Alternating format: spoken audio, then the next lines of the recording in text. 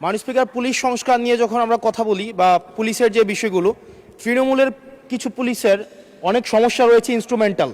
যেমন পুলিশকে যখন তদন্ত করতে পাঠানো হয়, ওই তদন্তের খরচ কিন্তু থানা থেকে দেওয়া হয় না, আর যেটা দেওয়া হয় সেটা কিন্তু অপ্রতুল।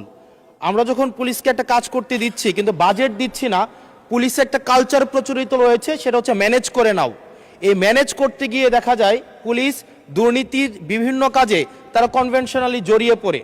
যেমন কিছুদিন আগে আমাদের 26শে মার্চের প্রোগ্রাম হয়েছে এবং সেটা হচ্ছে সবাই জানে, এই 26শে মার্চের প্রোগ্রামে যে বাজেট দেওয়া হয়েছে প্রশাসনকে, সেই বাজেট এবং প্রোগ্রাম করতে গিয়ে যে খরচ হয়েছে সেটার মধ্যে কিন্তু আনুপাতিক অনেক ধরনের ব্যবধান রয়েছে। তখন যে কাজটা করতে হয়, পুলিশ ব্যবসায়ী থেকে তারপর হচ্ছে তার এলাকার বিভিন্ন প্রতিষ্ঠিত মানুষ থেকে কিন্তু অর্থ উঠাতে হয়। আমার মাননীয় স্বরাষ্ট্রমন্ত্রীর কাছে প্রশ্নটি হচ্ছে, এই যে পুলিশের যথাযথ বাজেট দেওয়া হবে কিনা, যাতে করে তাদের যে রুটিন ডেইলি অ্যাক্টিভিটিগুলো রয়েছে সেই ডেইলি অ্যাক্টিভিটিগুলো যথাযথভাবে তারা পরিচালনা করতে পারে এবং তাদেরকে যেন ম্যানেজ করে নাও কালচারে যেন না যেতে হয় এবং কোনো ধরনের দুর্নীতিতে যেন তাদেরকে যুক্ত না হতে হয়। ধন্যবাদ।